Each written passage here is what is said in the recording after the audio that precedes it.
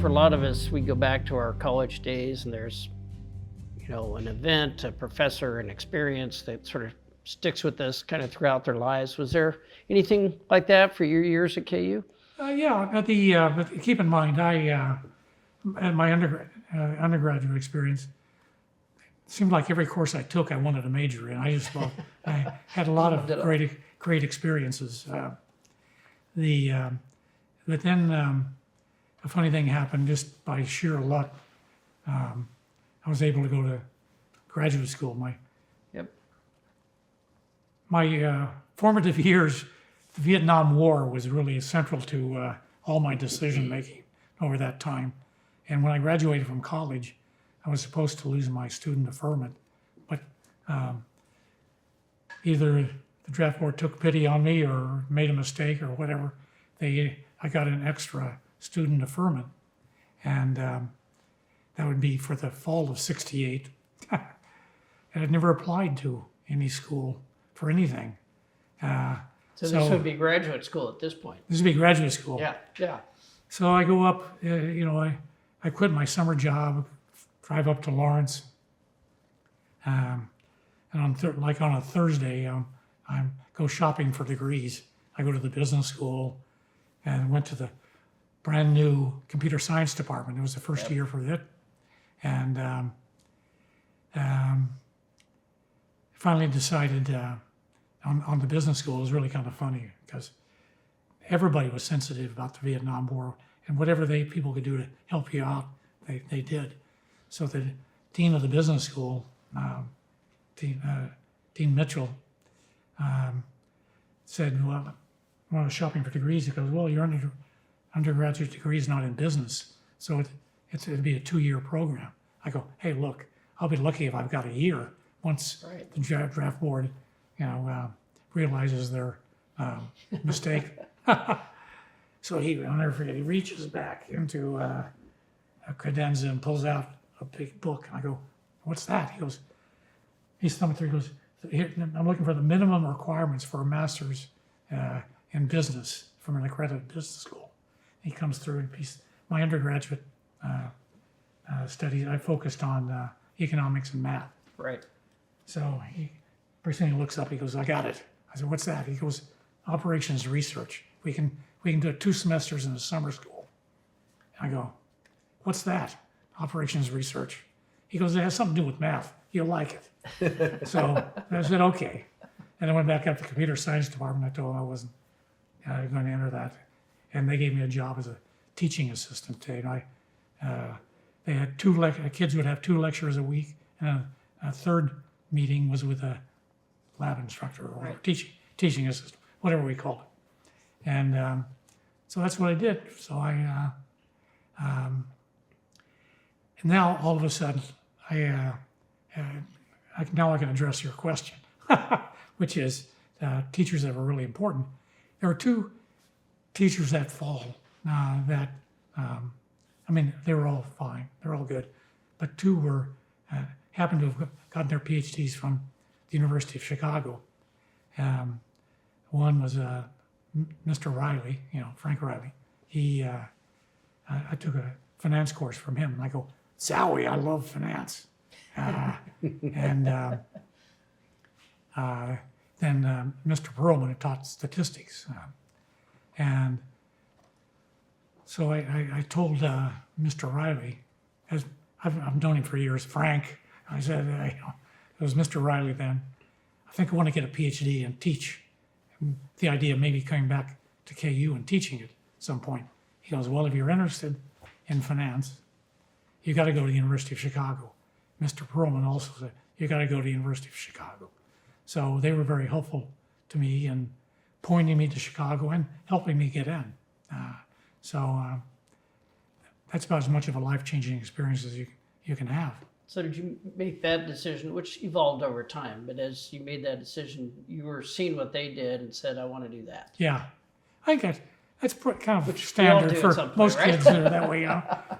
Well, that's fun. Yeah, like that. And I was enjoying teaching. And that was another valuable lesson I learned, which was the key to teaching is not so much delivering a great lecture, although That's what you want to do. The key was getting the kids wanting to learn it. If they want to learn it, they will learn it. And that's extends even to business and sales. And instead of trying to push a product down somebody's throat, what you want to do is have them learn more about what you do and let them figure out for themselves if it works for them. Right. Valuable lesson. Great So lessons. between selling shoes and teaching, kind of prepared me for life. And well, it prepared me, and then the academics, of course, at KU, it prepared me to get for the PhD program at Chicago. But you got to the University of Chicago and you decided not to be a teacher.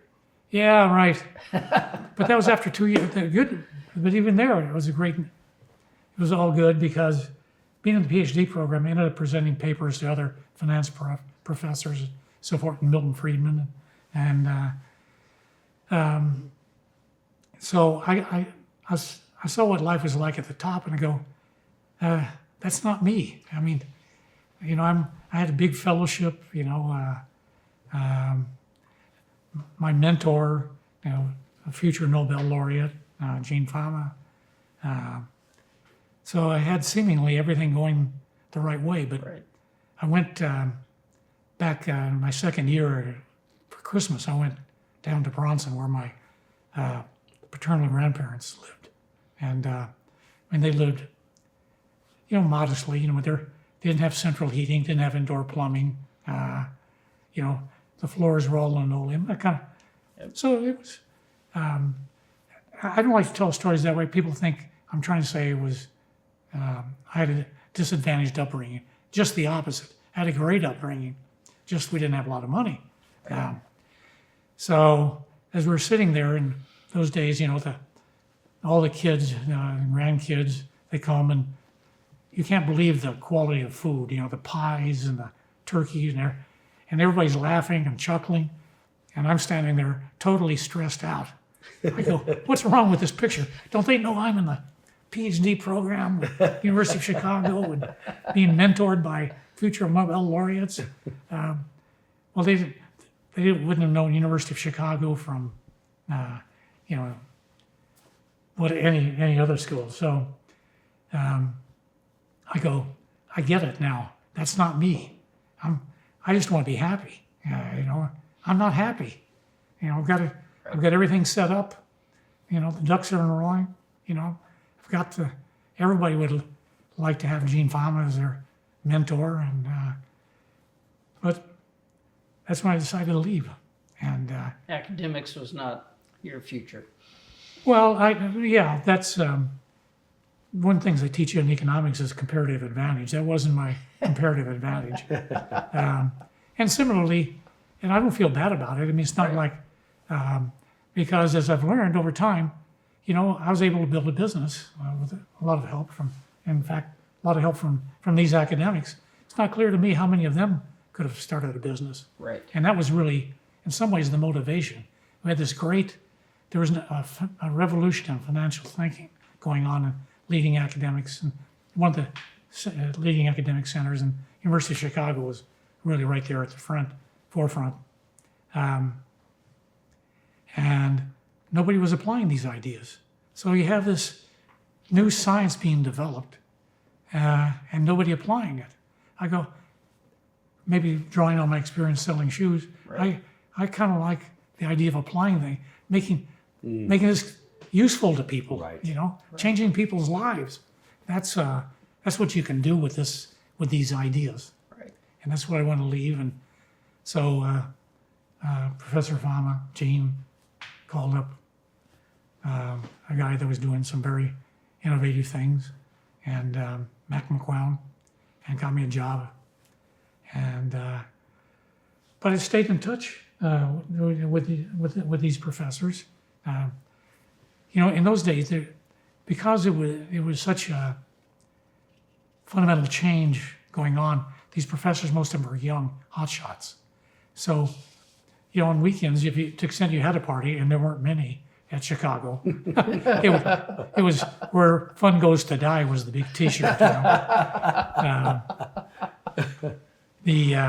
But the parties, people would bring their own records to a party and you'd listen to, but you'd socialize with these young professors as well. So it was a great learning experience, and kind of got plugged into this community, which turned out to be very helpful and a cornerstone of the development of Dimensional.